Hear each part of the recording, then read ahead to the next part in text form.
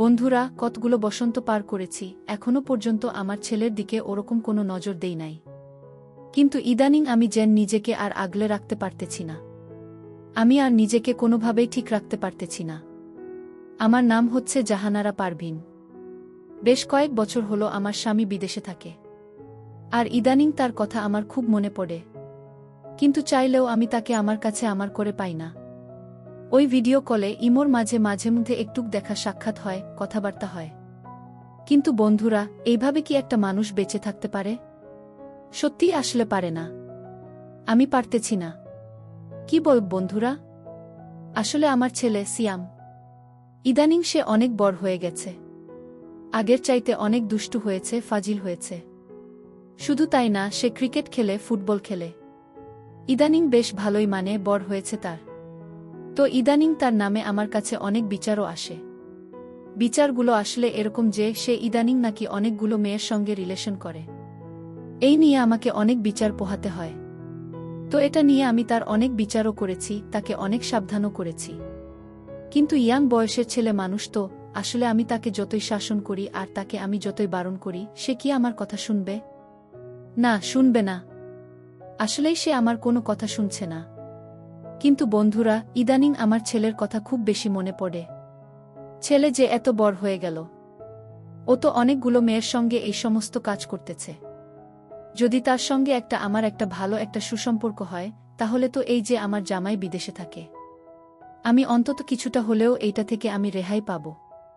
আসলে গ্রামের অনেক মানুষ আছে, যেমন আমার চাচাতো ভাই, মামাতো ভাই, তারপর আমার চাচার শ্বশুর থেকে শুরু করে মামার শ্বশুর, অনেক মানুষ আছে। এবং আমরা যেই দোকান থেকে বাজারপাতি আনি, মুদির বাজার টাজার যা কিছু আছে, সব কিছু আনি, সেই দোকানদার আলাও আমার দিকে একটু কুদৃষ্টিতে তাকায়। বলতে গেলে একটু খারাপ নজরে তাকায়। তার নজর থেকেও কিন্তু খুব একটা বেশি রক্ষা পাওয়া যায় না, খুব একটা বেশি কিন্তু বাঁচা যায় না। সেও আমার দিকে একটু কেমন যেন করে জানি তাকায়।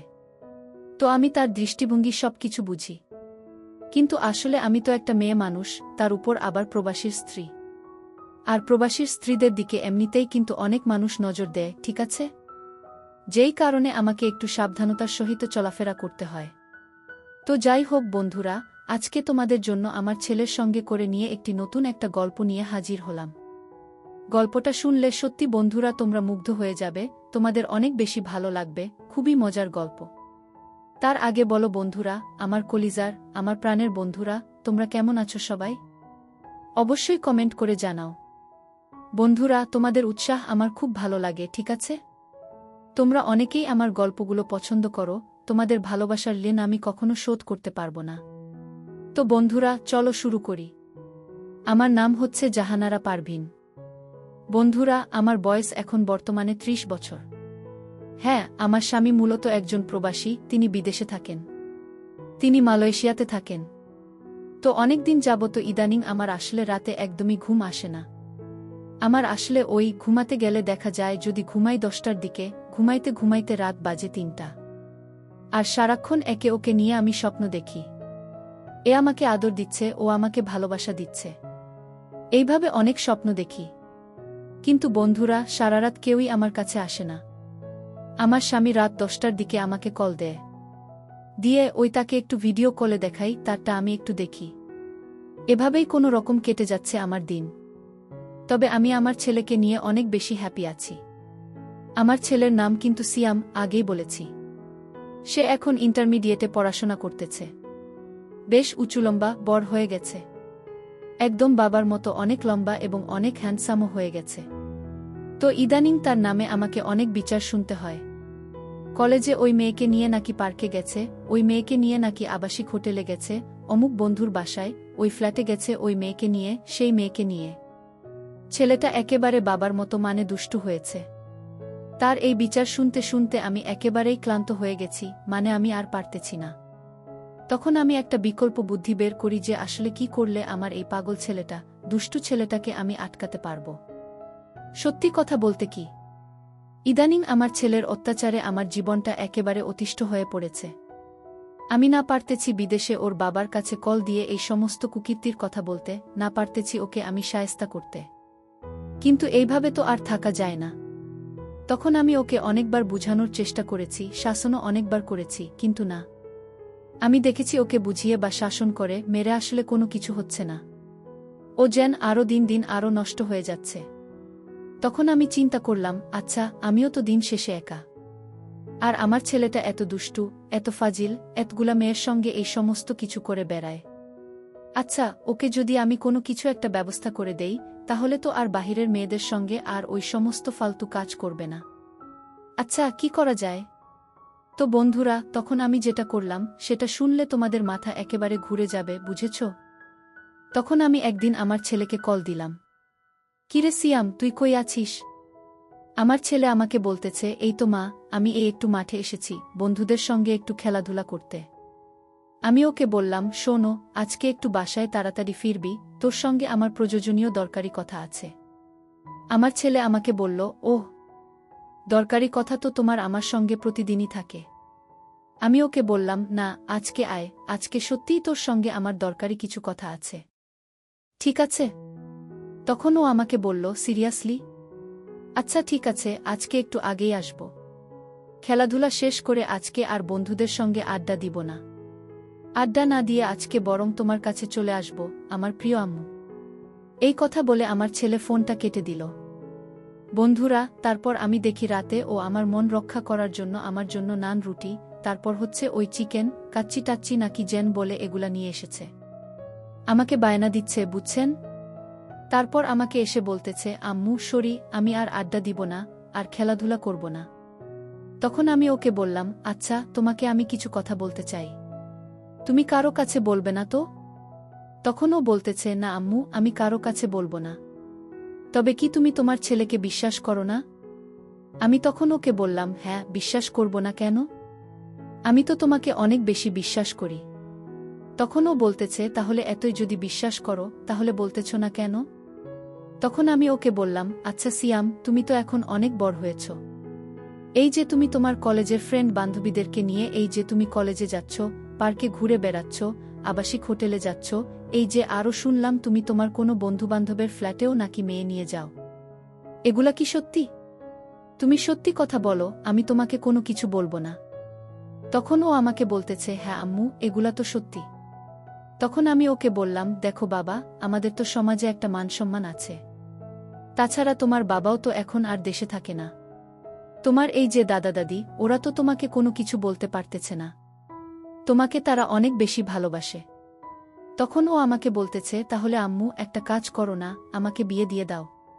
তখন আমি ওকে বললাম, ওরে আমার দুষ্টু ছেলে, শোনো, তোমার এখনো বিয়ের বয়স হয় নাই। বুঝেছ? আর শোনো, তোমার বিয়ের বয়স হলে তখন তোমাকে আর আমার বলা লাগবে না। ঠিক আছে? আমি নিজেই তোমাকে একটা ভালো একটা ছেলে দেখে, ঠিক আছে? তোমাকে আমি বিয়ে দিব। বিয়ের কথা তোমার মনে করে দিতে হবে না আমাকে। আমি বুঝেছি যে তুমি যে অনেক বড় হয়ে গেছ, আমি এটা বুঝতে পারি। বন্ধুরা, ছেলের মুখে বিয়ের কথা শুনে সত্যি আমি মনে মনে ভাবতে লাগলাম, তার মানে ছেলে তো আমার অনেক বড় হয়ে গেছে। মাকে সে বিয়ের কথা বলতেছে। তখন আমি তাকে বললাম, তুমি তোমাকে বিয়ে করাই লাগবে? সে বলতেছে, হ্যাঁ। তখন আমি তাকে বললাম, আচ্ছা, বিয়ে ছাড়া কি তোমার অন্য আর কোনো উপায় নেই? মানে অন্য আর কোনো রাস্তা নেই? তখন সে আমাকে বলতেছে, অন্য আর কি রাস্তা মা? আমি তাকে বললাম, শোনো, বিয়ে ছাড়াও আমার কাছে আরও একটা উপায় আছে, অন্য আরেকটা রাস্তা আছে। আমি যদি তোমাকে সেই রাস্তাটা বেছে দেই, তুমি কি এই সত্যি এই কাজটা করবে? কিন্তু খবরদার তোমার বাবাকে এই বিষয়ে কোনো কিছু বলা যাবে না। তখন সে আমাকে বলল, না মা, তুমি আমার জন্য একটা উপকার কাজ করবে, আমি কি বাবার কাছে এই কথাগুলো বলবো নাকি? তুমি আমাকে বিশ্বাস করতে পারো মা, আমার লক্ষ্মী মা। আমি বাবার কাছে এই বিষয়ে কোনো কিছুই বলবো না। ছেলের মুখে এই কথা শুনে সত্যিই আমি অনেক ভরসা পেলাম। তখন আমার ছেলেকে আমি বলছি, আচ্ছা, তুমি বিয়ে করতে চাইছো কি জন্য? মানে দুজনের সঙ্গে থাকবে আদর, সোহাগ, ভালোবাসা, এগুলোর জন্য কি? তখন সে আমাকে বলছে, হ্যাঁ মা, আমার তো অনেক বন্ধুরা বিয়ে শাদী করে সংসার করছে। তাছাড়া তুমি তো আমার মা, কিন্তু তুমি আমার মা হলেও তুমি আমার বন্ধুর মতো। তোমার কাছে সব কিছু শেয়ার করা যায়। তখন আমি ওকে বললাম, আচ্ছা ঠিক আছে, তুমি যেহেতু আমাকে বন্ধু মনে করো, তাহলে তুমি আমার কাছে সব কিছু খুলে বলো। তুমি কেন, কি কারণে তুমি বিয়ে করতে যাচ্ছ? তোমার কি বিয়ের বয়স হয়েছে? তোমার বয়স মাত্র 18 হয়েছে। পড়াশোনা করতেছে ইন্টারে, তুমি অনার্স পড়াশোনা করবে, মাস্টার্স কমপ্লিট করবে, ভালো একটা জব নেবে, তারপর না হয় তোমার বিয়ের চিন্তাভাবনা নেব। কিন্তু তুমি এখনই বিয়ে করার জন্য পাগল হয়ে গেছ। এখন তোমাকে কে মেয়ে দেবে বলো তো? তুমি তো বেকার পুরুষ। তো তুমি আমাকে বলছে তা অবশ্য ঠিক, এই জন্য তোমার আমি রিলেশন করে, আর রিলেশন করে করে আমি আমার চাহিদা মেটাই। তখন আমি তাকে বললাম, আচ্ছা এই যে তুমি মেয়েগুলোর জীবন যে তুমি নষ্ট করছো, এই মেয়েগুলো তো তোমাকে একটা সময় গিয়ে তোমাকে অভিশাপ দিবে, তখন তোমার তো ভবিষ্যৎটা অন্ধকার হয়ে যাবে। বলা চলে এক প্রকার তোমার ভবিষ্যৎটা নষ্ট হয়ে যাবে। কারণ জানো, তুমি এই যে মেয়েগুলোকে প্রেমের ফাঁদে ফেলে তাদের সঙ্গেই যে রুম ডেট করছো, আবাসিক হোটেলে নিয়ে যাচ্ছ, পার্কে নিয়ে যাচ্ছ, তাদেরকে তুমি স্বপ্ন দেখাচ্ছে বিয়ে করবে, সংসার করবে, কিন্তু তুমি তো তাদেরকে বিয়ে করবে না, সংসারও করবে না। তাহলে তুমি যে মেয়েদের মন ভাঙতেছ, তুমি জানো মানুষের মন ভাঙ্গা মসজিদ ভাঙা এক সমান। এই মেয়েগুলো কিন্তু তোমাকে একটা সময় অভিশাপ দেবে, তখন তোমার জীবন কিন্তু অনেকটাই কষ্ট হয়ে দাঁড়াবে। বুঝেছ? এই জন্য মানুষের বন্ধু আর নিতে হয় না। বাবা, তখন আমার ছেলে আমাকে প্রশ্ন করছে, মা তাহলে আমি কি করব? এখন আমার তো আর কোনো উপায় নেই, কিন্তু আমার তো এটা করতে করতে অভ্যেস হয়ে গেছে। তখন আমি তাকে বললাম, আচ্ছা সিয়াম, তুমি তো আমাকে তোমার ফ্রেন্ড ভাবো তাই না? তখন আমার ছেলে আমাকে বলছে, হ্যাঁ মা, তুমি তো আমার ফিন্ডি। আমি তাকে বললাম, আচ্ছা তুমি আমাকে আজকে থেকে আর মায়ের চোখে দেখবে না, আমাকে তুমি ফ্রেন্ড চোখে দেখবে। মনে করা আমি তোমার কোনো কলেজের ক্লাসমেট অথবা তোমার বান্ধবী। এখন আমি যদি তোমার বান্ধবী হয় তাহলে তুমি আমার সঙ্গে কে কি করবে? তখন আমার ছেলে আমাকে বলছে, না মা, তুমি যে কি বলো না, তুমি আমার বান্ধবী ঠিক আছো, কিন্তু তুমি তো আমার মানের সাথী বান্ধবী, তোমার সঙ্গে আমি কি করব? তখন ওকে আমি বলছি, দেখো সিয়াম, তোমার তো ওটা লাগবে, তোমার তো এই চাহিদাটা লাগবে, তাই না? আচ্ছা ধরো আমি যদি তোমার গার্লফ্রেন্ড হই, তখন তুমি আমার সঙ্গে কি করবে? তখন বন্ধুরা আমার ছেলে আমাকে বলছে, মা তুমি যদি সত্যি আমার গার্লফ্রেন্ড হও, তাহলে তুমি কি আমি অনেক ভালোবাসব।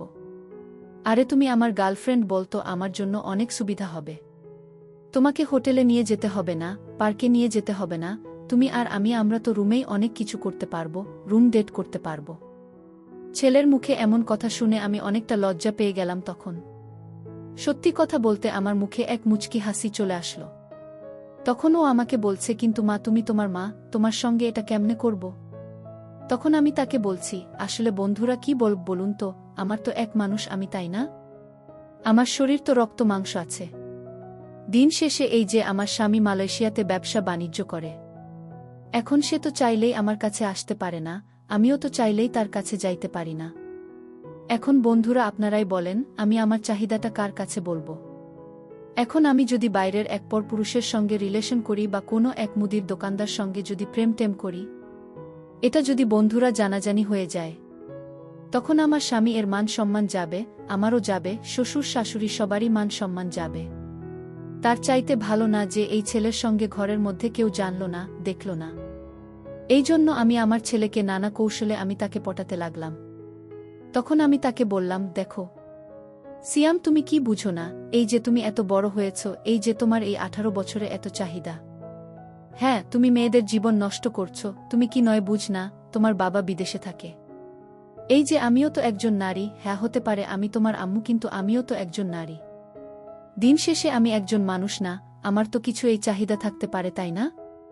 এই যে তোমার বাবা দিনের পর দিন বছরের পর বছর ধরে বিদেশে পড়ে আছে, সে বিদেশে থাকে, সে বছরে আসে না, সে তো 5 বছরে 1-2 বার আসে, একবার আসে 2 মাস 3 মাস থেকে আবার চলে যায়। 5 বছরেই 2 মাস 3 মাসে কি আমার হয়? হ্যাঁ। এই যে আমার কি বয়স কম হয়েছে রে? সিয়াম তুমি বলো তো বাবা, এই যে এই বয়সে আমি এখন কার কাছে যাব, বা আমি গিয়ে আমার মনে কথাগুলো কার কাছে বলবো, তুমি বলো তো?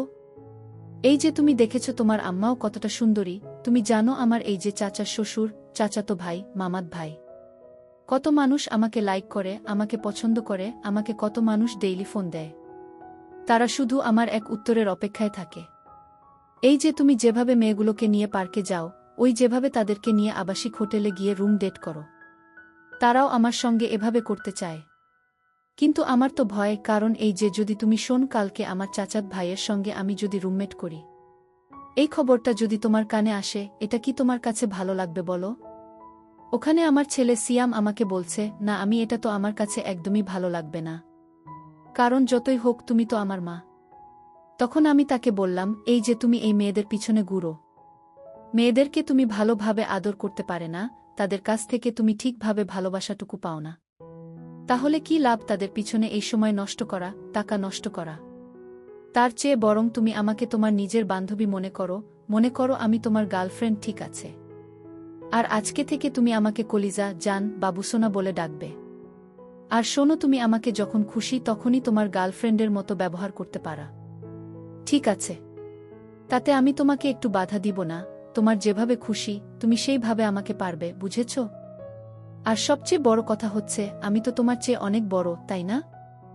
আমার এক্সপিরিয়েন্স একটু বেশি আছে। ওই মেয়েরা তোমাকে যতটুকু সুখ দেবে তার চাইতেও 2-3 গুণ বেশি সুখ আমি তোমাকে দেব। তাহলে এখন বলো, আমি তোমার জন্য ব্যাটার নাকি ওই মেয়েগুলো তোমার জন্য ব্যাটার?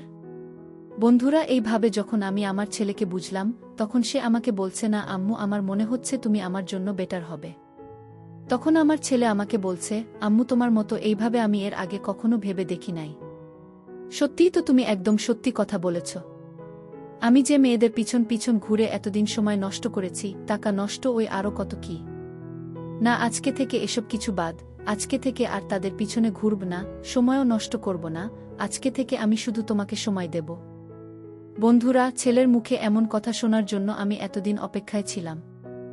অবশেষে আমার সেই অপেক্ষার অবসান হতে যাচ্ছে। ইস, আমার যে কি খুশি লাগছে, কি আনন্দ লাগছে, আমি তোমাদের আর বলে বোঝাতে পারব না। আসলে বন্ধুরা, আমরা যারা বিবাহিত স্ত্রী বা নারী আছি, বা আমরা যারা প্রবাসীর স্ত্রী, আমাদের মনে হয় সবচাইতে বেশি আছে দুঃখ কষ্ট। আমরা না পারি কারো কাছে বলতে, না পারি সহ্য করতে। এখন যদি কারো সঙ্গে আমাদের সম্পর্ক হয়েও যায়, আর যদি এই বিষয়টা কেউ জেনে যায়, ঠিক আছে, ওর মুখ থেকে ওর মুখে, ওর মুখ থেকে ওর মুখে, এটা পুরোটা একবারে ছড়িয়ে যায়, তখন আমাদের মান সম্মান থাকে না। আসলে দিন শেষে প্রত্যেকটা মানুষেরই চাহিদা আছে। প্রত্যেকটা মানুষই এই কাজ করে, ঠিক আছে? কারণ এই কাজ ছাড়া আপনার ভালো ঘুম হবে না, আপনার শরীর ভালো থাকবে না, আপনার মন মেজাজ কোনো কিছুই ভালো থাকবে না। আপনার সারাক্ষণ কেমন যেন একটু উদাস উদাস লাগবে। আপনার অনেক খারাপ লাগবে, ক্লান্তি লাগবে আপনার মনে, ঠিক আছে? তো যাই হোক, আমি তো আমার ছেলেকে যে কোনো ভাবেই হোক তাকে আমি ম্যানেজ করছি। হ্যাঁ, এখন সবকিছু যদি সুন্দরভাবে হয় তাহলে হলো। কিন্তু আমার এক জিনিস ভয় লাগছে। আমার ছেলে সিয়াম ও আবার বাবার কাছে কোনো সময় বলে দেবে না তো? বা যদি ওর দাদা দাদি কারো কাছে বলে দেয়? আবার আর এক ডাউট, হয়তো অনেক বন্ধু বান্ধবের সঙ্গে চলে ওই ছেলে পেলেও অনেক খারাপ। যদি আবার ওদের কাছে বলে দেয়, তখন আমার কি হবে? আসলে এটা খুবই সেনসিটিভ এক ইস্যু, মান সম্মানের এক ব্যাপার স্যাপার আছে। এখন কি যে করি বন্ধুরা, এখন না পারছি ওকে সামাল দিতে, না পারাতেই ওকে কোনো কিছু বলতে, এখন কি করার আছে? আমি আসলে কোনো কিছু বুঝতেছি না। তখন ওকে আমি আবার বললাম, আচ্ছা সিয়াম, যদি তোমাকে আমি এটা দেই, আচ্ছা তুমি কি কারো কাছে বলে দেবে বাবা? তখন সে আমাকে বলছে, না আম্মু, আমি কারো কাছে বলবো না। তুমি আমাকে এইটুকু বিশ্বাস করতে পারো আম্মু? তো যাই হোক, ছেলের মুখে এ কথা শুনে সত্যিই অনেক বেশি ভালো লাগলো। তারপর রাত যখন 10টা হলো, তখন আমার স্বামী বিদেশ থেকে আমাকে ইমোতে কল দিচ্ছে, ভিডিও কল। সে আমাকে কল দিয়ে বলছে যে, কি আমার লক্ষ্মী সোনা, আমার জান পাখিটা, কেমন আছো? হ্যাঁ জান, একটু ভিডিও কল দিও না। আসলে উনি আমাকে প্রতিদিন রাত 10টায় কাজ থেকে এসে আমাকে উনি ভিডিও কল দিতে বলে। উনি আসলে ভিডিও কলে আমার কিছু দেখে। উনি আসলে তারা এটাকে একটু শান্ত করার চেষ্টা করে, বিদেশে থাকে তো এখানে চাইলেই তো আর কাউকে পায় না। আমিও বুঝি তারা অনেক কষ্ট হয়। যাই হোক, আমি তাকে বললাম যে, জান আজকে আমার শরীরটা ভাল লাগছে না, আজকে আমি পারবো না। তুমি আমার মোবাইলে একটু ভিডিও দেখে নাও, ভিডিও দেখে ওটা একটু আউট করে দাও। আজকে আমার একদম ভাল লাগছে না। আসলে বন্ধুরা, আজকে তো আমার ভাল লাগছে, কিন্তু আজকে তো আমাকে রেডি হতে হবে। আরে সিয়াম তো একটু পরেই গরম করে দিবে আমাকে, এই জন্য আমাকে রেডি হতে হবে। এই জন্য আমি আমার স্বামীকে বলে দিলাম যে আজকে আমার শরীরটা খারাপ। তারপর ও বলছে, তাই কি হয়েছে তোমার? ওষুধ খেয়েছ নাকি? তখন আমি তাকে বললাম, হ্যাঁ ওষুধ খাবো। আচ্ছা শোনো, আমার না কথা বলতে একদমই ভালো লাগছে না, ফোনটা রাখছি আমি। তাকে এই কথাটা বলে ফোনটা কেটে দিলাম। ফোনটা কেটে আমি ওয়াশরুমে গেলাম। গিয়ে আগে উফ সারা দিন যা গরম দিচ্ছে না বন্ধুরা। গরমে শরীর একদম গেমে আছে, মানে একটু গন্ধ বের হচ্ছে। তো যাই হোক, ছেলের সঙ্গে আজকে প্রথমবার কিছু হতে যাচ্ছে। তো আমি আসলে নিজেকে একদম নতুনভাবে মানে এনজয় করতে চাচ্ছি। আমি ওয়াশরুমে গিয়ে গোসল করে একদম লাক্স সাবান দিয়ে ভালোভাবে নিজেকে একদম ফ্রেশ করে নিলাম। হ্যাঁ, অনেক 2-3 বালতি পানি ঢেলে নিলাম। তারপর পানি ঢেলে ওয়াশরুম থেকে বের হয়ে শরীরকে ভালোভাবে মুছে এক শাড়ি পরলাম। উফ, কি সুন্দর এক শাড়ি পরেছি, আসলেই সেই লাগছে। আয়নায় নিজেকে দেখে আমি নিজের প্রেমে মুগ্ধ হয়ে যাচ্ছি। সত্যি একটা মানুষ এত সুন্দর হয় কি করে? আমি যেন দিন দিন আরও বেশি সুন্দর হয়ে যাচ্ছি। নিজেকে দেখছি আর ভাবছি, ইস, আজকে আমার ছেলের বাগে এক নতুন কিছু হতে যাচ্ছে। তো বন্ধুরা ঠোঁটে লিপস্টিক লাগাচ্ছে, ক্রিম লাগাচ্ছে, তারপর শরীরে একটু বডি স্প্রে দিলাম। সবকিছু দেওয়ার পর চুল থাকে একটু শুকিয়ে দিলাম। নেওয়ার পর আমি এক নাইট ড্রেস পরেছি সঙ্গে। এই ড্রেস পরে আমি আমার রুমের দিকে গেলাম। রুমের দিকে গিয়ে আমি সিয়ামকে এক ডাক দিলাম। কি রে সিয়াম, তুমি কি রেডি হয়েছ? তোমার কি হলো? আর কতক্ষণ? তখন সে আমাকে বলল, তুমি 2 মিনিট অপেক্ষা করো, আমি এখনই আসছি। সিয়ামও দিকে তার রুমে এসে রেডি হচ্ছে। ঠিক আছে। সেও গোসল করে একেবারে আমার কাছে আসছে, কারণ সে তো খেলাধুলা করে এসেছে। তাকে আমি সুযোগ দেই নাই। তো যাই হোক বন্ধুরা, তারপর সিয়াম আসলো আমার কাছে। সিয়ামকে আমি আবারও বললাম, আচ্ছা সিয়াম, তুমি আমাকে সত্যি করে বলো না, তুমি কখনো এই কথাগুলো কারো কাছে বলবে না তো? আমার কিন্তু খুব ভয় হচ্ছে সিয়াম। দেখো, আমি তোমাকে পৃথিবীর সবচাইতে বেশি আনন্দ দেব, সুখ দেব, তোমাকে এক ভালো এক সুন্দরী মেয়ের সঙ্গে বিয়ে দেব।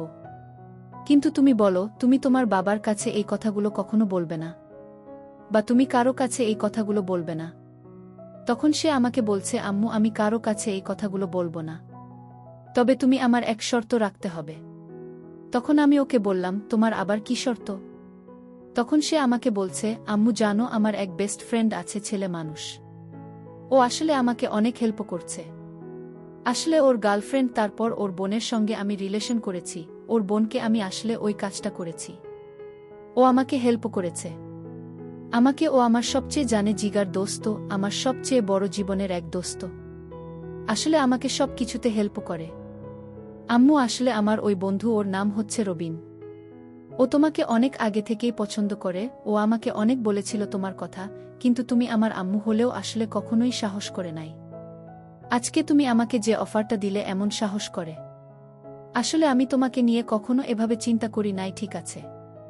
কিন্তু আম্মু, তোমাকে দেখে কেউ কিন্তু লোভ সামলাতে পারবে না। আমিও পারছি না। আম্মু, তুমি যদি কিছু মনে না করো, তুমি যদি অনুমতি দাও, তাহলে আমি আমার সেই বন্ধু, তাকে তোমার কথা বলতে পারি। আম্মু জানো, আমার বেস্ট ফ্রেন্ড রবিন, ও না খুব ভালো। তোমাকে আমার চাইতে বেশি মজা দেবে, আর তাছাড়া ও কারো কাছে বলবে না, ও খুব ভালো। মা জানো, আমরা দুজন হলে তোমার অনেক ভালো হবে। আমি বললাম, তোর বন্ধু রবিন কারো কাছে বলবে না তো? তো বন্ধুরা, আমি অনেক হিসাব মিলিয়ে দেখেছি যে আসলে এই বয়সে দুজনকে তো আমি সামলাতে পারবো। এই ঠিক আছে, সমস্যা নেই, আমার কোনো সমস্যা নেই। তারপর আমার ছেলে আমাকে বলতেছে, আচ্ছা আম্মু, আমার বন্ধুকে আমি কালকে বলব, ঠিক আছে? আজকে আমি একটু আনন্দ উল্লাস করি। তারপর বন্ধুরা, সাদা রাত আমার উপর দিয়ে জ্বর গেল। আসলে ইয়ং বয়সের ছেলেরা একটু বেশিই করে। তবে ও একটু সমস্যা ছিল, মানে খুব বেশি একটু লং লাস্টিং পারে না। ঠিক আছে, তবে মোটামুটি ভালোই হয়েছে, এই 3-4 বার হয়েছে। আসলে এই প্রথম বন্ধুরা, আমি সকালবেলা ঘুম থেকে উঠে আমার শরীরটা একেবারে হালকা লাগছে, একদম ফ্রেশ। ও বাবা, কতদিন যাবত এই কাজটা আমি করি না বন্ধুরা। তোমাদেরকে কি করে আমি বুঝাই? আসলে জামাই বিদেশে থাকলে এক বিপদই, বুঝতে পারছেন। এতদিন পর আজকে এই কাজটা করে শরীরটা কেমন জানি হালকা লাগছে, একদম ফ্রেশ লাগছে, মনে হচ্ছে নতুন করে আবার নিজেকে রাঙিয়ে তুলেছে। কি ফ্রেশ লাগছে, নিজেকে একদম বোঝাতে পারবো না। আরে শরীরে যত জঞ্জাল ছিল, যত ঝামেলা ছিল, সব একদম কেটে গেছে। খুব ভাল লাগছে বন্ধুরা, খুব ভাল লাগছে। যাই হোক, শেষমেশ আমার ছেলে, ওকে আর একটু ট্রেনিং দিতে হবে, অন্যরকম হয়নি, অভিজ্ঞ প্লেয়ার হয়নি এখনও, ঠিক আছে? যাই হোক বন্ধুরা, আজকের স্টোরিটা তোমাদের কাছে কেমন লাগলো তোমরা অবশ্যই আমাকে কমেন্ট করে জানাবে। আর যদি তোমরা দ্বিতীয় পর্ব চাও আমি সেটা তোমাদের জন্য বানাতে পারি, কিন্তু তার আগে তোমরা কমেন্ট করে জানাতে হবে যে তুমি চাও কিনা। তোমরা চাইলে তারপরে আমার ছেলের বন্ধু আমার সঙ্গে কি করেছে বা এরপরে কি হলো সবকিছু আমি তোমাদের সাথে শেয়ার করব। ঠিক আছে, অবশ্যই কমেন্ট করে জানাও, আর সেই পর্যন্ত তোমরা সবাই ভালো থাকবে। আমার কলিজার বন্ধুরা, আমার প্রাণের বন্ধুরা, তোমাদেরকে আমি অনেক অনেক বেশি ভালোবাসি। আর আজকের মতো এখানেই শেষ করছি। ভিডিওটা অনেক বেশি বড় হয়ে যাবে বলে, কারণ তুমি অনেক কাজ করো তাই না? তারপরে আমার ভিডিওটা দেখো, সেজন্য তোমাদেরকে অনেক বেশি ধন্যবাদ।